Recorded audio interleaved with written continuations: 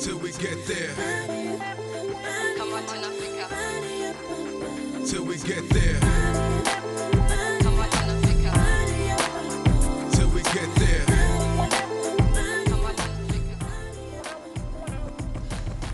One thing that has really been concerning me lately as a working American, bottom of the rung, so to speak, are these very scary gas prices. Oh my God. And I mean, they rise continuously. You never know when you wake up when it's going to be a 10 cents different in the prices. And as these gas prices keep rising, so does the price of everything else. Food prices, everything. You know, it costs more to bring things in, so of course they cost more. But our wages stay the same. We get paid no more, and it's the people on the bottom of the social ladder that pays the price, who can't afford to get back and forth to work, who can't afford to pay their utility bills. And I mean, I don't agree with it, and I don't like it, and it's really starting to anger me.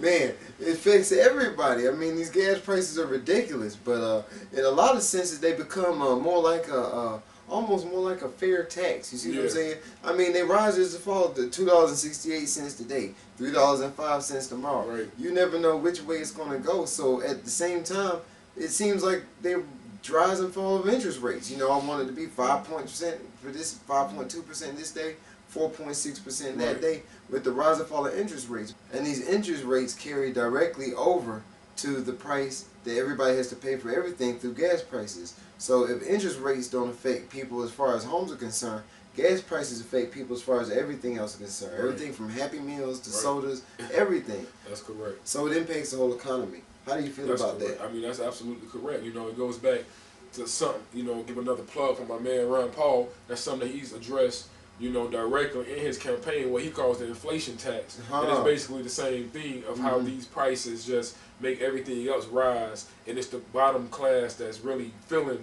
the brunt of that. So I definitely agree. And I mean, these oil prices, they rise every day. Right. I mean, they're near $100 now, and it's ridiculous. And we have to, I know there's a way for us to have alternate energy. I know there is. All these great engineers and scientists in this country, we can't think of a way to run a car, yeah, you know, without oil. So it's just all, you know, it goes back to the whole big business and the greed aspect of America. And as long as these businesses are making their money, they really don't care about the poor people who can't afford basic anything. You know what I'm saying? Right. There's more poor people. Poor people are becoming more and more, and middle class or higher class people are becoming less and less as society goes on. Right. You know, back in 1776, a bunch of people had a problem with something else they depended on, and that was tea. You know what they did?